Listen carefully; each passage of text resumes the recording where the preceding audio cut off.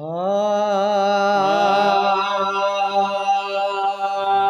دن ہے آج چشمے جہاں راشک بار ہے، وہ دن ہے آج چشمے جہاں راشک بار ہے، وہ دن ہے آج قدسیوں کو انتصار ہے، وہ دن ہے آج روح نبی بے قرار ہے، وہ دن ہے آج فاطمہ کو اضطراب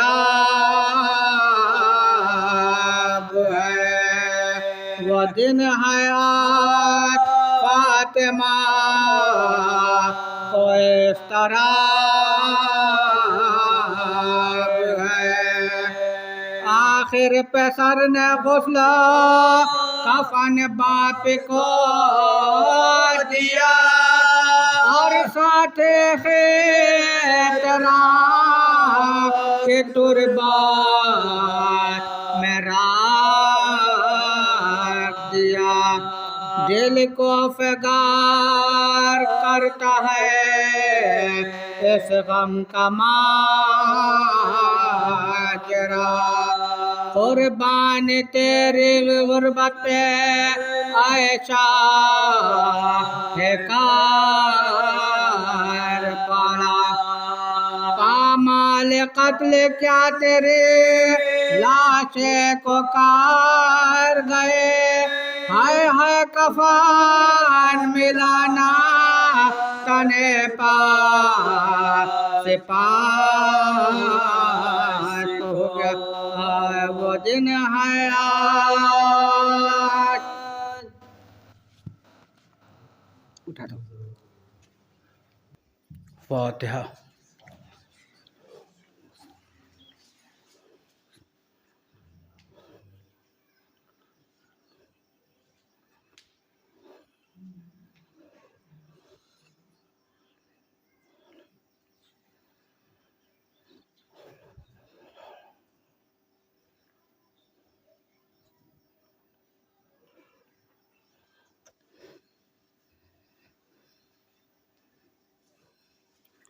لا حول ولا قوة إلا بالله العلي العظيم،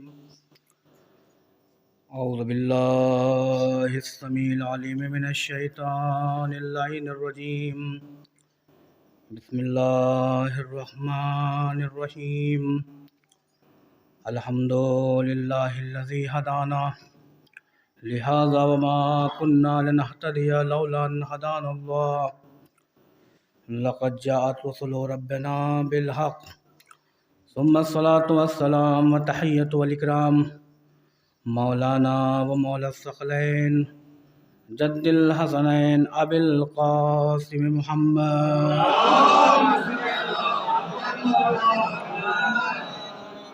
وآله الطيبين الطاهرين المعصومين المظلومين المنتجبين، ولعنة الله على أعدائهم أجمعين، أما بعد، فقد قال الله تعالى في القرآن الكريم، بسم الله الرحمن الرحيم، وَلَقَدْ كَانَ لَكُمْ فِي رَسُولِ اللَّهِ أُسْوَةٌ حَسَنَةٌ۔ صلوات پڑھو۔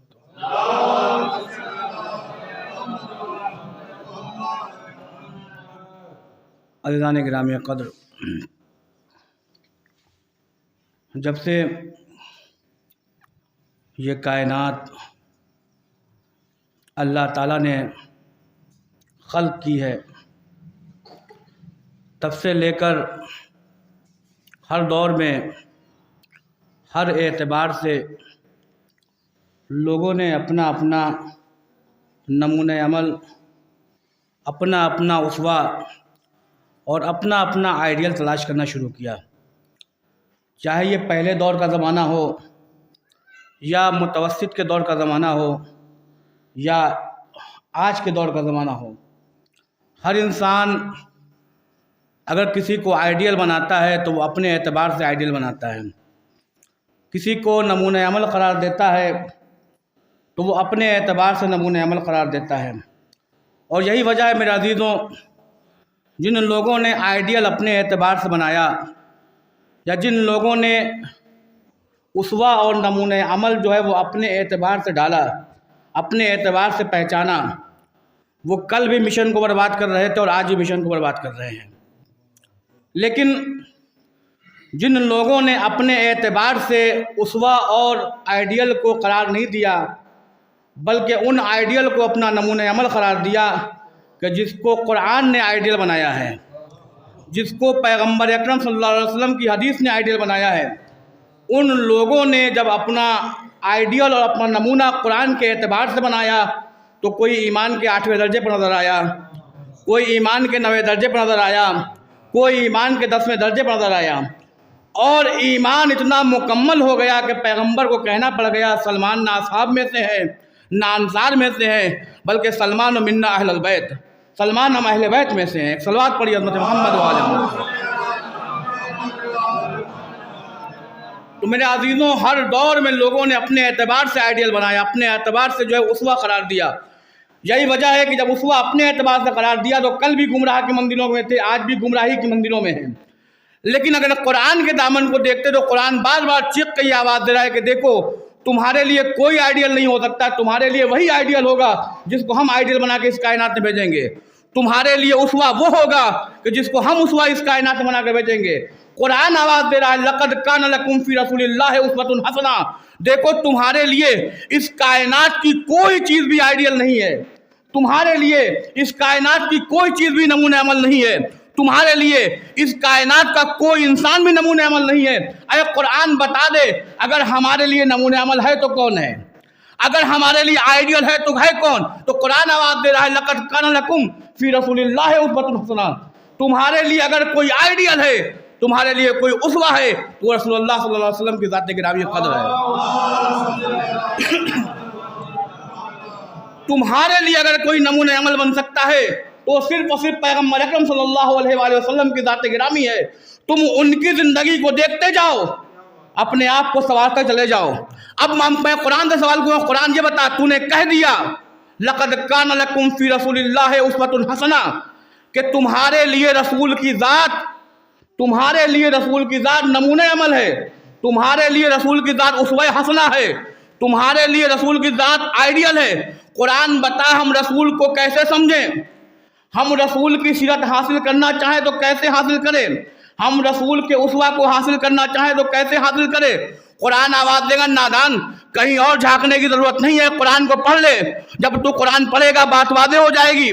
میں کہوں قرآن بتا تیرے دامن میں کیا ایسا کچھ ہے کہ جس سے سمجھ میں آ جائے کہ رسول کی ذات، رسول کی سیرت ہمیں کیسے ملے گی؟ قرآن آواز دے گا وما آتاکم الرسول فخذوہ وما نہاکم عنہ فانتہوا، رسول جو تمہیں دے دے اسے لے لو، جن چیزوں سے روک دے اسے رک جاؤ، رسول جو تمہیں دے اسے لے لو، رسول جن چیزوں سے روک دے اسے رک جاؤ۔ قرآن کہہ رہا ہے اگر رسول کی دی ہوئی چیزوں کو لوگے تو رسول کی سیرت مل جائے گی، اگر رسول کی دی ہوئی چیزوں سے روگردانی اختیار کرو گے، ان کی روکی ہوئی چیزوں کو لے لو گے تو تمہاری زندگی تباہ ہو جائے گی۔ اب میں سوال کروں گا یا نبی اللہ، قرآن نے یہ کہا ما آتاکم الرسول فخذوہ وما نہاکم عنہ فانتہوا، رسول جو تمہیں دیں وہ تم لے لو، جس سے منع کریں اس سے رک جاؤ۔ یا نبی اللہ بتائیے، آپ سمجھائیے کہ ہم آپ کی سیرت لے لو، کیسے لیں؟ نبی آواز دیں گے نادان، ارے غدیر کے خطبے کو بھول گیا۔ میں کہوں گا یہ بتائیے غدیر کا خطبہ کیا ہے؟ کہا غدیر کے خطبے میں نے یہ ارشاد فرمایا تھا انی تارکن فیکم الثقلین کتاب اللہ عترتی اہل بیتی۔ اے نادان کیا تو بھول گیا خطبہ غدیر کو؟ میں نے کہا تھا انی تارکن فیکم الثقلین، میں تمہارے درمیان دو گنا قدر چیزیں چھوڑ کر جا رہا ہوں، ایک اللہ کی کتاب قرآن ہے، دوست سے میری عزت اہل بیت ہیں، ما ان تمسکتم بہما لن تضلوا بعدی، تم ان دونوں سے متمسک رہنا، جب تم ان دونوں سے متمسک رہو گے تو میرے بعد گمراہ نہیں ہوگے۔ نبی نے کیا کہا؟ دو چیزیں ہیں، کس لیے دو چیزیں؟ کہ ہماری سیرت لینا ہے تو یا قرآن سے لو یا اہل بیت سے لو۔ یا نبی اللہ، اگر آپ کی سیرت ہم صرف قرآن سے لے لیں تو کیا کامل سیرت آپ کی مل سکتی ہے؟ نبی کہیں گے نہیں، جہاں میں نے قرآن دیا ہے وہی میں نے اہل بیت بھی دیا ہے۔ میں نے نہ تنہا قرآن تمہارے حوالے کیا، نہ تنہا اہل بیت تمہارے حوالے کیا۔ جہاں قرآن دیا ہے وہی میں نے اہل بیت دیا ہے۔ اگر تمہیں ہماری سیرت لینا ہو تو قرآن سے بھی لینا، اہل بیت سے بھی لینا۔ میں کہوں گا یا نبی اللہ کیسے سیرت لیں؟ کہا قرآن کے مطابق چلنا، قرآن جو کچھ کہے اگر ہمارے اہل بیت میں پائی جائے تو سمجھ لینا یہ دونوں سیرتیں ہماری ہیں۔ یہی وجہ ہے میرے عزیزو، نبی اکرم نے یہاں تک ارشاد فرما دیا کہ دیکھو میں ایسے ہی نہیں بول رہا ہوں، بلکہ یاد رکھو صرف یہی حدیث کافی نہیں ہے، بلکہ ہر دور میں دیکھنا نبی نے آخر وقت تک کے اپنے آخری محمد تک کے لیے ارشاد فرما دیا دیکھو ہماری سیرت دیکھنی ہو، ہماری رفتار دیکھنی ہو، ہماری گفتار دیکھنی ہو، ہمارا کردار دیکھنا ہو تو پہلے محمد کو دیکھو گے وہی سیرت ہے، دوسرے محمد کو دیکھو گے وہی سیرت ہے، ساتویں محمد کو دیکھو گے وہی سیرت ہے، آٹھویں محمد کو دیکھو گے وہی سیرت ہے، 10ویں محمد کو دیکھو گے وہی سیرت ہے۔ نبی نے کیا کہا؟ اولنا محمد، اوسطنا محمد، آخرنا محمد، وکلنا محمد۔ پہلا بھی محمد ہے، اوسط بھی محمد ہے، آخر بھی محمد ہے، کل کے کل محمد ہے۔ ایک صلوات پڑھیے عظمت محمد۔ میرا عزیزو سب کے سب محمد، جو پہلے کی سیرت وہی دوسرے کی سیرت، وہی ساتویں کی سیرت، وہی آٹھویں کی سیرت، وہی آخری کی سیرت۔ یہی وجہ ہے میرا عزیزو ایک شخص نے خواب دیکھا، کس کے دور میں؟ ہمارے اور آپ کے 8ویں امام حضرت امام علی رضا علیہ السلام کے دور میں۔ اگر سیرت دیکھنی ہو سب کے سب محمد، کیا خواب دیکھا؟ کہ رسول آئے ہوئے ہیں۔ آنے کے بعد رسول نے عالم خواب میں مجھے 18 دانہ کھجوریں عطا کی ہے۔ اب جیسے اس نے خواب دیکھ لیا کہ رسول نے عالم خواب میں 18 دانہ کھجوریں عطا کی ہیں، خواب سے بیدار ہوا۔ بیدار ہونے کے بعد خواب کی تعبیر لینے کے لیے نکلا۔ راستے میں کسی عقلمند انسان سے مل گیا، اس سے سوال کرتا ہے کہ میں نے خواب دیکھا ہے کہ رسول نے مجھے 18 دانہ کھجوریں عطا کی ہیں، اب بتاؤ کہ اس خواب کی تعبیر کہاں ملے گی؟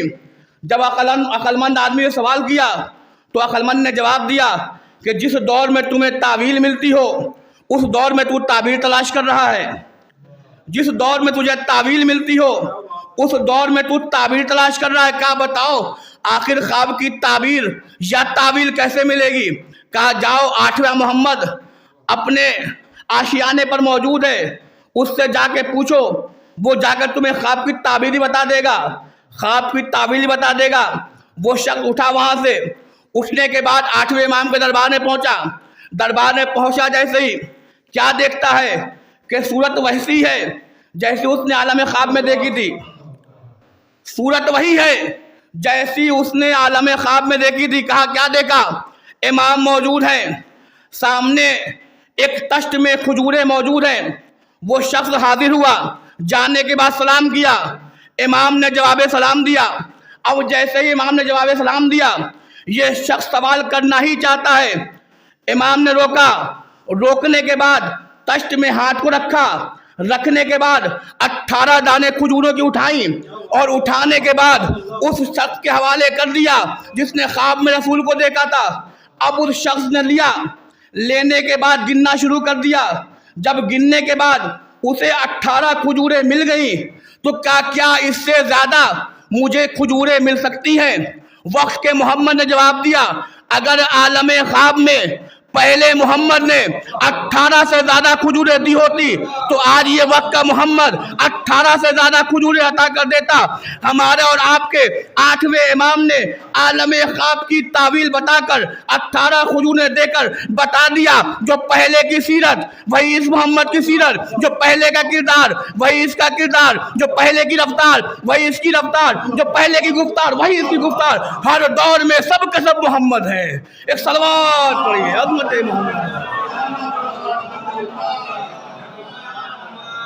جس اعتبار سے دیکھیے، علم کے اعتبار سے سب کے سب محمد، اخلاق کے اعتبار سے سب کے سب محمد، سیرت کے اعتبار سے سب کے محمد، کسی دور وقت ہو، کوئی بھی وقت ہو، ہر وقت میں ہر محمد کا کردار نمایاں نظر آیا۔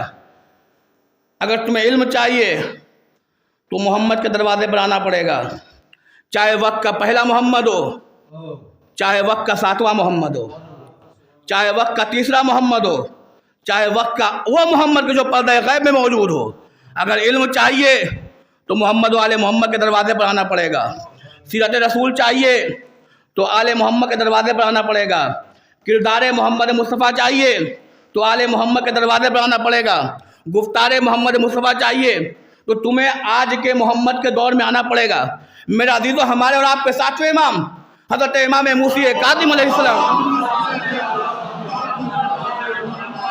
کہ جن کا غم منانے کے لیے ہم اور آپ اکٹھا ہوئے ہیں، وہ امام کہ جس کا نام موسیٰ، لقب کاظم، آخر امام کا نام لقب کاظم کیوں پڑا؟ کہا امام کا لقب اس لیے کاظم پڑا کہ امام جب بھی کوئی چیزیں دیکھا کرتے تھے، امام پر جب بھی کوئی سب و شتم ہوا کرتا تھا، امام کے سامنے جب بھی کوئی رخنا اندازی والی شے ہوا کرتی تھی، امام تمام چیزوں کو دیکھ کر اپنے غیظ پر قابو پا لیا کرتے تھے۔ جب امام اپنے اوپر غیظ پر قابو، اور کسی نے سوال کیا امام آخر آپ ان تمام چیزوں کو دیکھنے کے بعد اپنے اوپر قابو کیوں پا لیا کرتے ہیں؟ تو امام نے آواز دی کیا تم نے قرآن مجید کی آیت نہیں پڑھی؟ کہا امام وہ آیت کون سی ہے؟ کہا والکاظمین الغیظ والعافین عن الناس، کہ اچھے لوگ وہ ہوتے ہیں کہ جو اپنے غصے کو پی جایا کرتے ہیں اور لوگوں کو معاف کر دیا کرتے ہیں۔ امام نے درس دیا کہ دیکھو اگر تم چاہتے ہو کہ اپنے آپ کو سربلندی تک پہنچاؤ، اپنے آپ کو معراج کی منزلوں سے ہمکنار کر دو، تو یاد رکھنا سب سے پہلے غصے کو پینا پڑے گا۔ اس لیے امام نے درس دیا ہے کہ سب سے پہلا دشمن جو تمہارا ہے وہ غصہ ہے، اس لیے کہ غصہ ایسا دشمن ہے کہ جو ایک بھائی سے بھائی کو جدا کر دیتا ہے، ایک باپ سے ایک بیٹے کو جدا کر دیتا ہے، ایک رشتہ دار سے ایک رشتہ دار کو جدا کر دیتا ہے، ایک خاندان سے دوسرے خاندان کو جدا کر دیتا ہے۔ اگر انسان اپنے آپ پہ کنٹرول کرنا چاہتا ہے تو اسے چاہیے کہ کاظم الغیظ بنے وہ۔ امام نے اپنی زندگی سے یہ ثبوت دیا۔ یہی وجہ میرا جو امام پر کتنے زیادہ مظالم ہوئے، آپ سنتے رہتے ہیں اور پڑھتے رہتے ہیں، امام پر کتنے زیادہ مصائب ہوئے۔ مستقل امام کی زندگی قید و بند کی زندگی تھی۔ امام کو مدینہ سے بصرہ، بصرہ سے بغداد، بغداد سے مدینہ، پھر مدینہ سے بصرہ، بصرہ سے بغداد مستقل طور پر سفر کرایا جانا۔ آخر وجہ کیا تھی؟ کہا وجہ صرف اور اتنی تھی کہ یہ وہ تھے کہ جو محمد مصطفیٰ کے اصلی مشن کو، محمد مصطفیٰ کی اصلی سیرت کو دنیا کے سامنے پیش کر رہے تھے۔ جب محمد مصطفیٰ کی اصلی سیرت کو یہ دنیا کے سامنے پیش کر رہے تھے تو لوگ ان سے جل رہے تھے، لوگ ان پر غصہ ہو رہے تھے، لیکن امام نے کبھی ان کے غصے کا پرواہ نہیں کیا، امام نے کبھی ان کے جلنے کا پرواہ نہیں کیا۔ یہ وجہ میرے عزیزوں، جب امام قید کے عالم میں ہیں، جب لوگوں نے دیکھا کہ امام مستقل تبلیغ دین اسلام کر رہے ہیں، کوئی رکاوٹ نہیں آتی ہے، تو یہ کہا کس طریقے رکھنا پیش کیا جائے، کیسے ان کو پریشان کیا جائے۔ تو روایت میں ملتا ہے کہ امام کو ایک مرتبہ دربار میں بلایا گیا۔ دربار میں بلانے کی صورتحال کیا تھی؟ دربار سجا ہوا ہے، ہارون رشید اپنی مسند پر بیٹھا ہوا ہے، اس کے تمام وزیر بیٹھے ہوئے ہیں۔ اس نے ایک عامل کا انتظام کیا، یا دوسری زبان میں یہ کرے گا ایک جادوگر کا انتظام کیا۔ کس لیے؟ تاکہ وہ امام کو پریشان کر سکے، امام کو مشکلات سے دوچار کر سکے، امام کو مشکلوں میں ڈال سکے۔ اب جب یہ تمام چیزیں پیش ہو چکی، اب لوگوں سے یہ کہہ دیا کہ دیکھو یاد رکھنا جب امام آئے تو خبردار تم کھڑے نہ ہونا، ان کے استقبال کے لیے آگے نہ بڑھنا، وہ آئے تو آنے دینا۔ خود تو امام کو بلا رہا ہے، لیکن امام کو بلانے کے بعد لوگوں کو دعوت دے رہا ہے کہ دیکھو اگر وہ آئے تو ان کے سامنے استقبال کے لیے کھڑے نہ ہونا۔ اچھا عجب اتفاق ہے کہ وَتُعِزُّ مَن تَشَاءُ وَتُذِلُّ مَن تَشَاءُ، اللہ جسے عزت دینا چاہے اسے کوئی ذلیل نہیں کر سکتا، اور جسے ذلیل کرنا چاہے اسے کوئی عزت نہیں دے سکتا۔ اس نے کہہ تو دیا کہ اگر امام آئے تو کھڑے نہ ہونا، لیکن تاریخ کا انجام بھی عجب اتفاق ہے کہ جیسے ہی امام آئے سارے کے سارے درباری بیٹھے ہوئے ہیں، سب سے پہلے جو کھڑا ہوا وہ خلیفہ وقت تھا۔ امام کے آتے ہی سب سے پہلے جو کھڑا ہوا وہ ہارون رشید۔ اب جیسے ہارون کھڑا ہوا، وزیر بھی کھڑا ہو گیا، وزیر کا کھڑا ہونا تھا، سارے کے سارے درباری بھی کھڑے ہو گئے۔ اب سوال کیا وزیروں سے تم کیوں کھڑے ہو گئے؟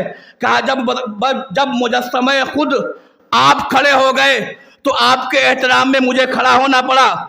وزیروں نے سوال کر دیا کہ یہ بتائیے آخر آپ نے سب کو روکا، آپ کیوں کھڑے ہو گئے؟ کہا میں اس لیے کھڑا ہو گیا، جب امام آ رہے تھے تو ایسا روب تھا کہ ان کے روب کو میں تاب نہ لا سکا، جب تاب نہ لا سکا تو میں مجبور ہو گیا کہ اپنے مسند کو چھوڑ کر کھڑا ہو جاؤں۔ اب جب امام دربار موجود ہے، دربار سجا ہوا ہے، عامل آ گیا، امام کے سامنے دسترخوان پہ لقمہ پیش کیا گیا۔ امام کے سامنے جیسے لقمہ پیش کیا گیا، امام نے کھانے کے لیے ہاتھ بڑھایا، اس عامل نے ایک ایسا ٹوٹکا مارا کہ لقمہ سامنے سے غائب ہو گیا۔ ایک بار ایسا واقعہ ہوا، دوسری بار پھر لقمہ پیش کیا گیا، امام نے ہاتھ بڑھایا، اس عامل یا جادوگر نے پھر ایک ٹوٹکا کیا، جادو کیا، وہ لقمہ غائب ہو گیا امام کے سامنے سے۔ تیسری بار پھر امام کے سامنے لقمہ پیش کیا گیا، وہی صورتحال نظر آئی، امام نے ہاتھ بڑھایا، عامل نے جادو کیا، وہ لقمہ سامنے سے غائب ہو گیا۔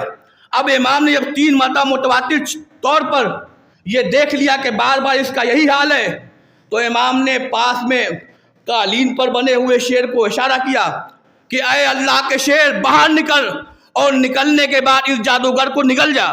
اب جیسے ہی امام کا حکم ہونا تھا، قالین پہ بنا ہوا شیر مجسم شکل میں نکلا، اور نکلنے کے بعد اس جادوگر کو اپنے اندر نگل گیا۔ اب جیسے ہی جادوگر کو اس شیر کا نگلنا تھا، ہارون رشید کھڑا ہوا، ابھی تک ہنس رہا تھا، لیکن ہنسنے کے بعد جب یہ عالم دیکھا تو دانتوں تلے انگلیاں دبا لی، اور دبانے کے بعد کہتا ہے اے محمد اے موسیٰ ابن جعفر، کیا ممکن ہے کہ تم اس جادوگر کو واپس لا دو؟ امام مسکرائے، اور مسکرانے کے بعد کہا اگر فرعون کے دربار میں موسیٰ کے عصا نے جو جادوگر کے سانپ کو نگلا تھا، اگر نگلنے کے بعد وہ موسیٰ کا عصا ان سانپوں کو واپس کر دیتا، تو آج فقر موسیٰ بھی تیرے دربار میں ان عاملوں کے سانپ کو، اس عامل کو قبول کر لیتا۔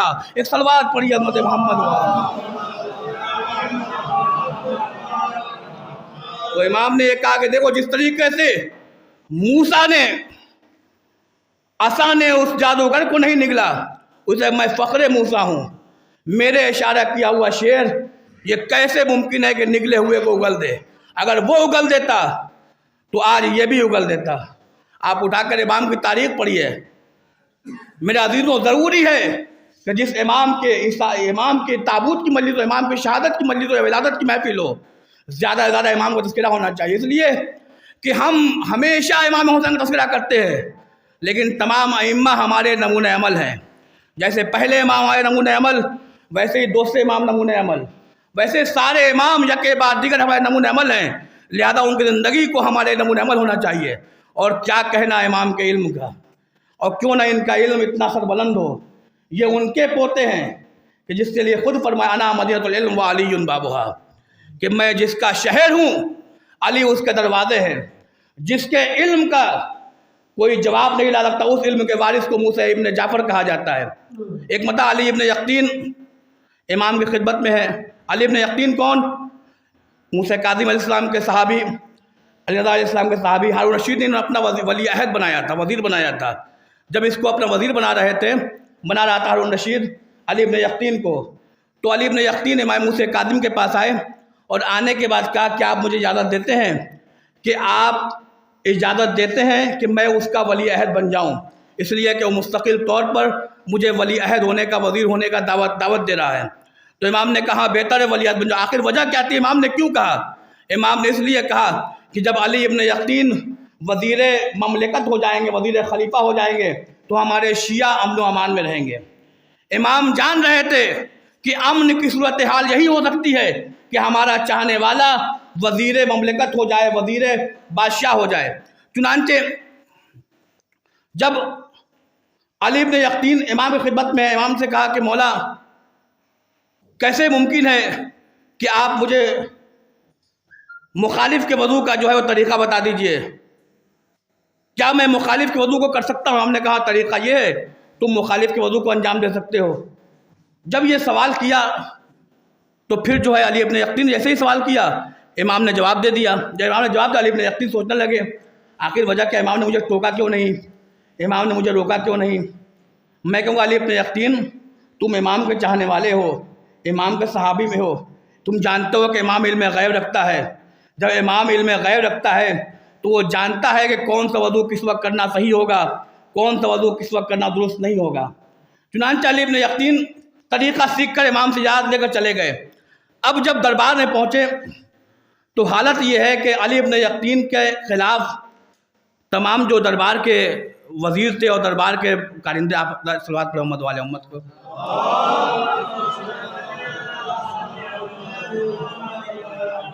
جو تمام کارندے تھے انہوں نے چمی گوئیاں کرنا شروع کر دی، یا آج کی زبان میں چغلی کرنا شروع کر دیا۔ کس کی؟ بادشاہ کے سامنے۔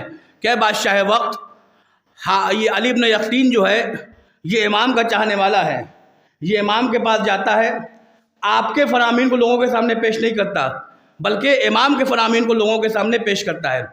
اب جیسے ہی ہارون کو یہ خبر پہنچی تو اس نے علی ابن یقین کے خلاف جو کام کرنا شروع کر دیا۔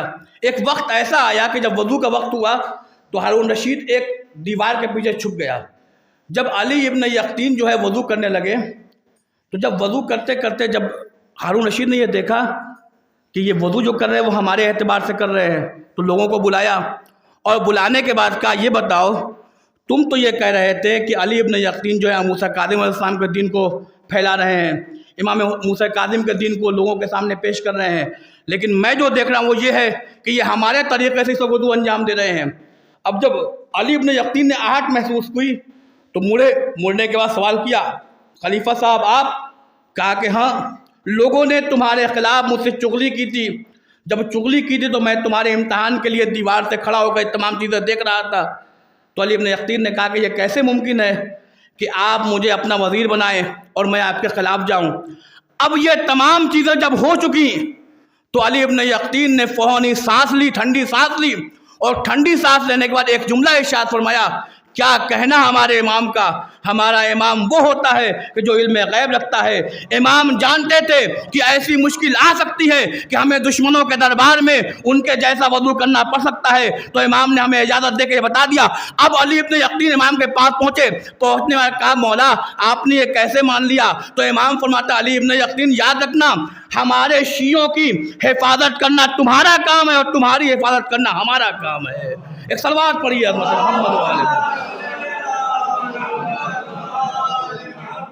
ہمارے شیعوں کی حفاظت کرنا تمہارا کام ہے اور تمہاری حفاظت کرنا ہمارا کام۔ اسی طریقے سے ایک بڑا خلعت جو ہے لباس علی ابن یقین کو خلیفہ وقت نے دیا، اور دینے کے بعد کہا کہ یہ تم استعمال کرو۔ اچھا، معمول کے مطابق چاہنے والا امام کا ظاہر سی بات ہے، جیسے مثال کے طور پر اگر ہم کسی کو چاہتے ہیں تو یہی ہوتا ہے نا، کسی سے محبت کرتے ہیں، کسی کو دوست سکتے ہیں تو کوشش یہ کرتے ہیں کہ جو قیمتی سامان ہو وہ اس کے حوالے کر دیں، اسے دے دیں، تاکہ ہم بھی خوش رہیں اور میرا چاہنے والا بھی خوش رہے، میرا دوست بھی خوش رہے، ہمارا محب بھی خوش رہے۔ علی ابن یقین محب اہل بیت، جیسے ہی لباس ملا، لباس لے کر امام کی خدمت میں آئے، اور آنے کے بعد امام سے کہا کہ مولا یہ لباس مجھے تحفے میں ملا ہے، میں آپ کو اس خدمت میں پیش کرنا چاہتا ہوں۔ جیسے ہی علی ابن یقین نے امام کے سامنے جملہ کہا کہ میں آپ کے سامنے یہ لباس پیش کرنا چاہتا ہوں، مولا نے کہا، علی ابن یقین میں تمہارا تحفہ قبول کرتا ہوں، لیکن اس لباس کو تم اپنے پاس رکھے رہو، یہ تمہارے کام آئے گا۔ علی ابن یقین میں تمہارے تحفے کو قبول کرتا ہوں، لیکن یاد رکھو یہ لباس تم اپنے پاس رکھے رہو، یہ تمہارے کام آئے گا۔ چنانچہ علی ابن یقین نے وہ لباس لیا کے اپنے گھر میں رکھ دیا۔ اب دربار سجا ہوا ہے، پھر چغلی ہو گئی۔ اب چغلی ہونا تھا، ہارون کے دربار میں علی ابن یقین کو بلایا گیا، اور بلانے کے بعد سوال کیا کہ علی ابن یقین، میں نے سنا ہے کہ جو میں نے تم کو لباس دیا تھا وہ لباس تم نے کسی کو تحفے میں دے دیا۔ اب جیسے یہ سننا تھا، علی ابن یقین نے سر اٹھایا، اور اٹھانے کے بعد کہا، بادشاہ سلامت، کیسی باتیں کر رہے ہیں؟ آپ نے جو مجھے لباس دیا تھا وہ لباس رکھا ہوا ہے۔ اب جیسے یہ سننا تھا، چونکہ چغلی ہو گئی تھی، بادشاہ کہتا ہے کہ کیسے ممکن ہے، مجھے میرے وزیروں نے بتایا ہے کہ تم نے لباس کسی کو تحفے میں دے دیا ہے۔ کہا کہ نہیں، آپ اپنے غلام کو بھیج دیجئے میرے گھر پر جائے، فلاں بالا خانے پر وہ لباس رکھا ہوا ہے۔ اب جیسے ہی وہ اپنا لباس لینے کے لیے غلام جاتا ہے، گھر میں پہنچتا ہے، گھر میں پہنچنے کا بالا خانہ پر جاتا ہے، بالا خانے پر جانے کے بعد اس لباس کو لیتا ہے اور لے کر ہارون کے دربار میں آتا ہے، اور آنے کے بعد کہتا ہے کہ یہ لباس حاضر ہے۔ علی ابن یقین ہارون سے مخاطب ہوتے ہیں اور مخاطب کہتے ہیں کیسے ممکن ہے کہ میں آپ کے ہدیے کو دوستوں کے حوالے کر دوں۔ یہ کہنے کے بعد علی ابن یقین نکلے اور نکلنے کے بعد امام موسی کاظم کی خدمت میں آئے اور آنے کے بعد ہاتھوں کو بوسہ لیا اور بوسہ لینے کا کہا اے امام کیا کہنا آپ کے علم کا، کیا کہنا آپ کی فہامت کا، آپ علم غیب بھی جانتے ہیں، آپ وہ ہیں کہ جس نے ہماری جان بچا دی۔ امام نے پھر وہی جملہ کہا اے علی ابن یقین یاد رکھنا ہمارے شیعوں کی حفاظت کرنا تمہارا کام ہے، تمہاری حفاظت کرنا میرا کام ہے۔ ایک صلوات پڑھیے عظمت محمد۔ تمہاری حفاظت کرنا میرا کام، میرا جی ہیں ہمارے اور آپ کے ساتھیوں امام علی ابن موسیٰ ابن جعفر الکاظم علیہ السلام کہ جنہوں نے اپنی پوری زندگی کس طریقے سے امام کو تکلیف نہ پہنچائی گئی۔ امام کو مدینہ سے بصرہ اور بصرہ سے جب عیسیٰ ابن جعفر نام کا دربان تھا کہ جو دل میں محبت اہل بیت رکھتا تھا وہ سختی نہیں کیا کرتا تھا، جب ہارون کو یہ خبر مل گئی کہ یہ شخص وہ ہے کہ جو محب اہل بیت ہے، اہل بیت کی محبت کا دم بھرتا ہے، تو فوراً ہارون نے حکم دیا کہ ان کو یہاں سے بغداد کی طرف روانہ کر دیا جائے۔ پھر عیسیٰ ابن جعفر سوال کیا کہ یہ بتاؤ کہ تم تو دربان ہو، وہ بھی خلیفہ کے دور میں، تم نے آخر تکلیف کیوں نہیں پہنچائی؟ کہا یہ بتاؤ میں تکلیف پہنچاتا تو تکلیف کیسے پہنچاتا؟ کوئی تو وقت ہو جس وقت میں جا کر میں موسی کاظم کو تکلیف پہنچاؤں۔ کہا یہ بتاؤ آخر وجہ کیا ہے؟ کہا کہ جب صبح کی وقت ہوتی ہے امام وضو کرتے ہیں، مصلی پہ جاتے ہیں، تو ظہر کے وقت امام مصلی پر رہتے ہیں، جب ظہر کا وقت آتا ہے پھر امام مصلی پر دوبارہ جاتے ہیں، تو مغرب کا وقت آ جاتا ہے امام مصلی سے ہٹتے ہی نہیں، پھر جب مغرب کا وقت تمام ہو جاتا ہے، رات کا وقت نمودار ہوتا ہے، تو پھر امام مصلی پر چلے جاتے ہیں۔ یہ کیسے ممکن ہے کہ جو ہمیشہ نماز میں ہو، جس کے پاس اتنا وقت ہی نہ ہو کہ دوسرا کام انجام دے، میں اس کو تکلیف کیسے پہنچا سکتا ہوں؟ اور یہی سب چیزیں جو ہے وہ ہارون رشید نے سنی ہوئی تھی امام کی عبادت کے سلسلے سے، امام کے زہد کے سلسلے سے، امام کی عبادت کے سلسلے سے۔ جب امام کو شبہ دشمن اہل بیت تھا، جب اس کے دربار میں امام کو قید کیا گیا تو طرح طرح کے اس طریقے سے مظالم ڈھائے گئے کہ امام کی خدمت میں ایک ایسی عورت کو پیش کیا گیا کہ جو اس زمانے کی سب سے بڑی فاحشہ عورت تھی۔ آخر وجہ کیا تھی؟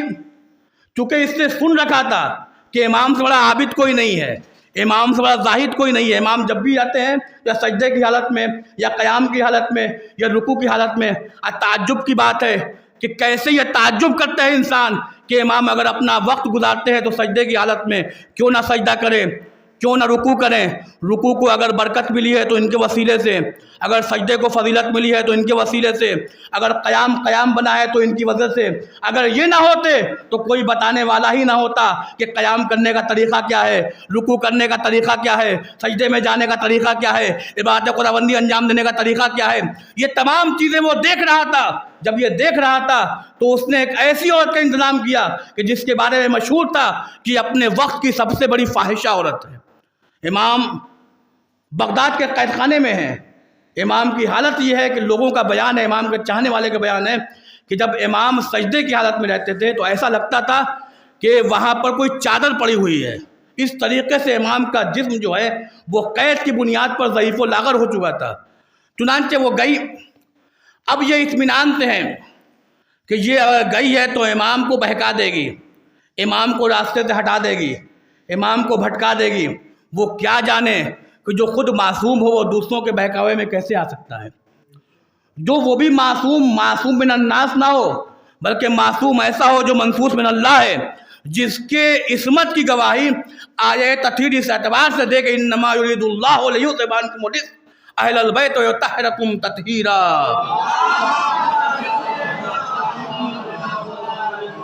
جس کے عصمت کی گواہی آیت تطہیر دے، اس کے عصمت کے سامنے کسی اور کا جادو کیسے چل سکتا ہے؟ چنانچہ حکم کے مطابق وہ قید خانے میں گئی اور جانے کے بعد وہ خود بیان کرتی ہے کہ میں امام کے سامنے کھڑی رہی، امام پہ کوئی اثر نہ ہوا۔ اس نے بیان کیا خود بذات خود کہ میں دیکھتی تھی کہ امام جب صبح کا وقت ہوتا تھا تو امام سجدے میں چلے جاتے تھے نماز پڑھنے کے بعد، جب ظہر کا وقت مدعا ہوتا تھا تو امام بیدار ہوتے تھے، بلند ہوتے تھے، پھر دوبارہ پھر امام نماز پڑھتے تھے، نماز پڑھنے کے بعد پھر سجدے میں چلے جاتے تھے، پھر امام جو عشاء کے وقت مغرب کے وقت سر اٹھاتے تھے، پھر نماز پڑھنے کے بعد پھر سجدے میں چلے جاتے تھے، تو رات کے وقت نمودار ہو جایا کرتا تھا، وہ اندر موجود رہی۔ امام نے اس سے ایک سوال کیا، یہ بتاؤ تم کس لیے آئی ہو؟ کہا کہ ہمیں اس لیے بھیجا گیا ہے کہ میں آپ کو راستے سے بھٹکا سکوں، آپ کی عبادات میں خلل واقع کر سکوں۔ تو فرماتی ہے کہ امام نے میرے سامنے اشارہ کیا، اب جیسے یہ اشارہ کیا ایک باب کھلا، ایک دروازہ کھلا۔ اب جیسے دروازہ کھلنا تھا تو کہتی ہے کہ میں نے دیکھا کہ ایک باغ ہے، جس باغ میں مختلف قسم کا اشجار موجود ہے، مختلف قسم کے درخت ہیں، مختلف قسم کے پھل موجود ہیں، اور ان تمام چیزوں کے باوجود وہاں ایک سے ایک کنیزیں موجود ہیں، وہاں پر حوروں کا ہجوم ہے۔ امام نے کہا تم نے دیکھ لیا؟ اس نے کہا ہاں دیکھ لیا۔ ادھر یہ ہارون کے نمائندے اس بات کی خوشی منا رہے ہیں کہ ہم نے ایسے کو بھیجا ہے کہ جو جانے کے بعد امام کو گمراہ کر دے گی، جو جانے کے بعد امام کو راہ راست سے ہٹا دے گی، امام کے عبادات میں خلل واقع کرے گی، یہ خوش ہیں۔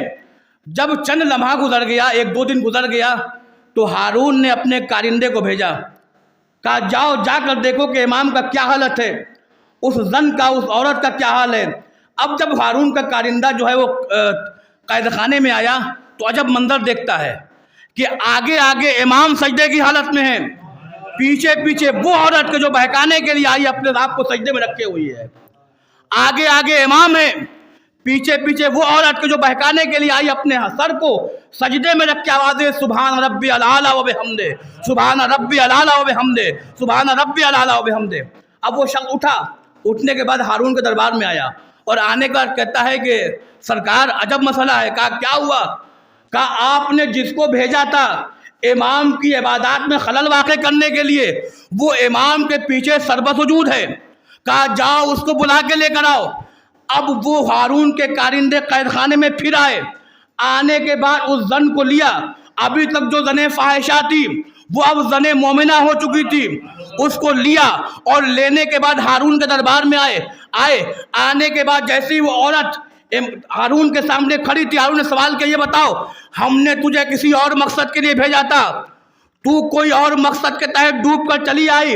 کہا آخر وجہ کیا ہے؟ کہا یہ بتاؤ میں نے اس امام کو جس کو تو نے بہکانے کے لیے بھیجا تھا، جس کے عبادات کے خلل میں واقع ہونے کے لیے تو نے مجھے دیکھا تھا، میں نے اس سے عبادات کے علاوہ کوئی کام ہی نہیں دیکھا، لیکن یہ بھی یاد رکھنا کہ جب بھی وہ عبادات کرتا تھا جنت سے پھل آیا کرتے تھے، حوروں کا ہجوم ہوا کرتا تھا، کنیزوں کا ہجوم ہوا کرتا تھا۔ ذرا یہ بتاؤ ارے جس امام کی عبادات کے جس امام کے سامنے جنت کے حوروں کا زور نہ چل سکا ہو، ارے ہم جیسی کنیزوں کا زور کیسے چلے گا؟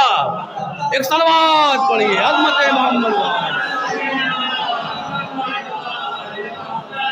جس کے سامنے جنت کی حوروں کا کوئی زور نہ چلتا ہو، اس کے سامنے مجھ جیسی معمولی کنیز کا زور کیسے چل سکتا ہے؟ اس زن فاحشہ نے مومنہ ہو کر یہ اعلان کیا کہ دیکھو اگر آج کے دور میں اصل میں کوئی امام وقت ہے تو وہ صرف اور صرف مسیح کاظم ابن جعفر صادق علیہ السلام کی ذات ہے کہ جس کو امام ہونے کا حق ہے۔ ایک صلوات اور پڑھیے عظمت محمد۔ میرے عزیزوں، امام نے ہر اعتبار سے لوگوں کو اپنی طرف بلایا ہے، علم کے اعتبار سے، عبادات کے اعتبار سے، شجاعت کے اعتبار سے۔ امام کے دور میں کیسے کیسے مناظرے نہیں ہوئے۔ ایک شخص تھا حسن نام کا، حسن ابن عبداللہ، وہ امام کا چاہنے والا نہیں تھا۔ امام نے اس کو بلایا اور بلانے کے بعد کہا حسن ابن عبداللہ تم معرفت کیوں نہیں حاصل کرتے؟ تم معرفت کیوں نہیں حاصل کرتے؟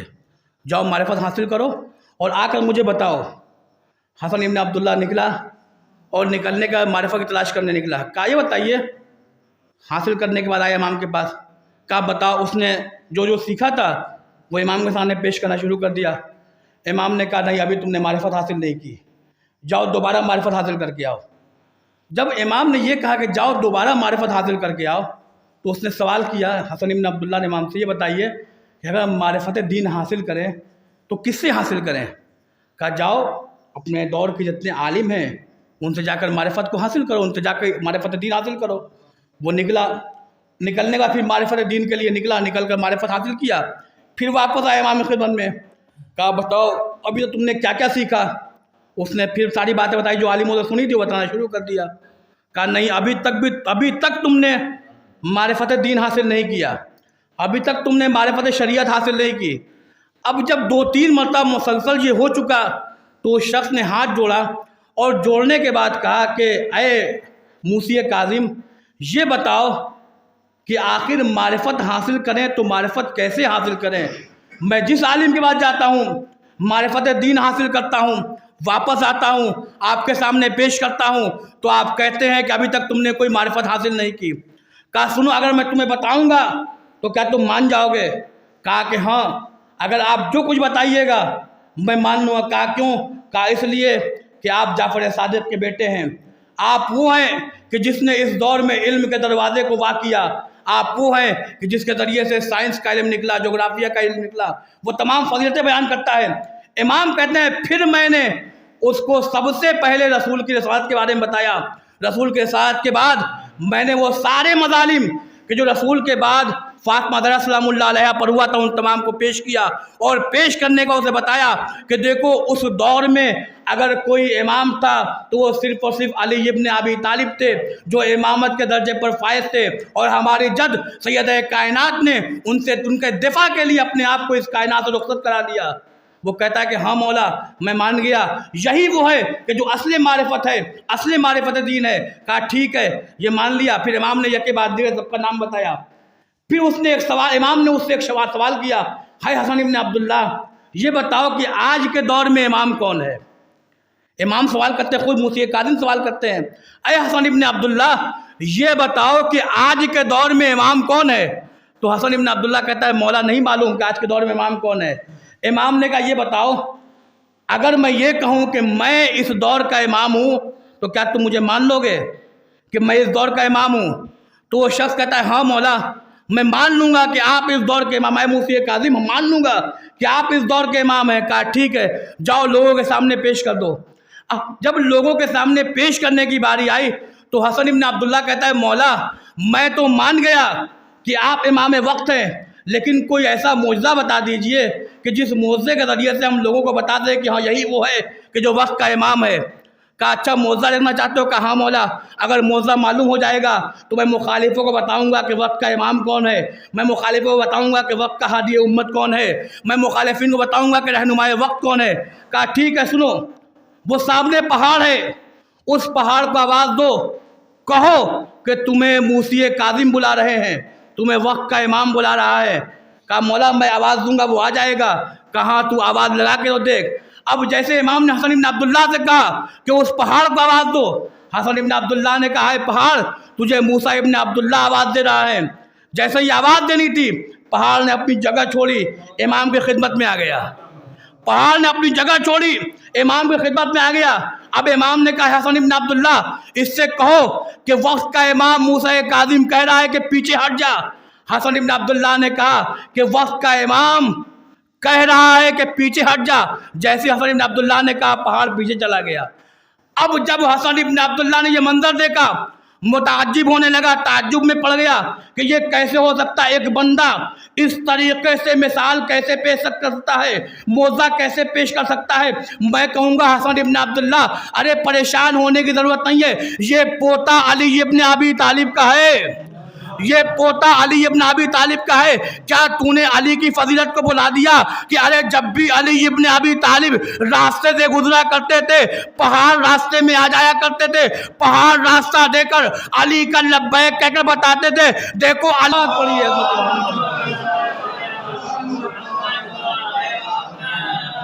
یہ ہے موسی ابن جعفر الکاظم کی حیات بابرکت جس سے ہمیں فیض لینا چاہیے۔ میرا عزیزو کم مصیبتوں کا سامنا نہیں کیا ہمارے آپ کے اماموں نے، لیکن کسی محاذ پر بھی امام نے لوگوں کی ہدایت سے اپنے آپ کو پیچھے نہ رکھا۔ کیسی کیسی مصیبتیں اٹھائی گئی۔ آپ یکے بعد دیگر امام کے سلسلے کو پڑھتے ہیں، سنتے ہیں مختلف طریقے سے۔ کسی کو زہر کے ذریعے سے شہید کیا گیا، کسی کو تلوار کے ذریعے سے شہید کیا گیا۔ ہمارا اور آپ کا یہ 7ویں امام موسی کاظم جس کو مختلف طور سے پہلے آزمایا گیا، جب ہر میدان پر امام سبقت حاصل کر چکے. جب 25 رجب المرجب نمودار ہوئی، امام کے اوپر جب زہر کا شدید اثر ہونے لگا، امام اس دنیا سے رخصت ہو گئے. جیسے ہی امام کا اس دنیا سے رخصت ہونا تھا، چاہنے والوں میں ہنگام برپا ہو گیا.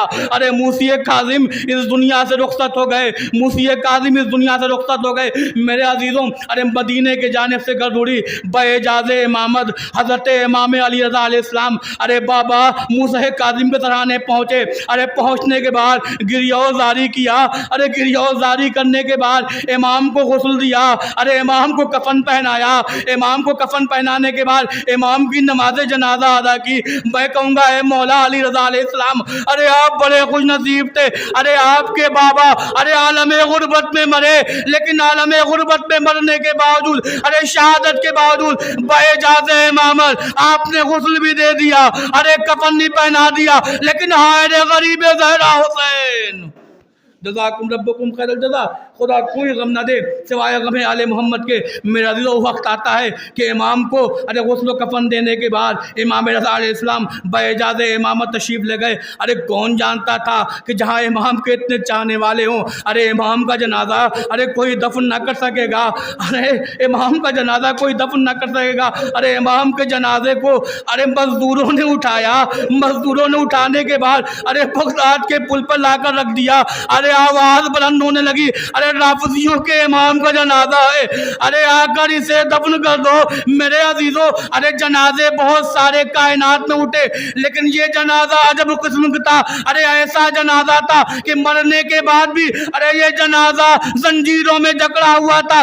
میں کہوں گا مولا، آپ خوش نصیب تھے. آپ کا جنازہ زنجیروں میں جکڑا ضرور تھا، لیکن دفن کے ہو گئے. آپ کے جنازے کو بغداد کاظمین میں دفن کر دیا گیا. لیکن ہائے مولا، آپ کا جد امجد حسین بے گور و کفن پڑا رہا. بیٹا موجود تھا، لیکن اتنا مجبور، ہاتھوں میں ہتھکڑیاں، پیروں میں بیڑیاں. انا للہ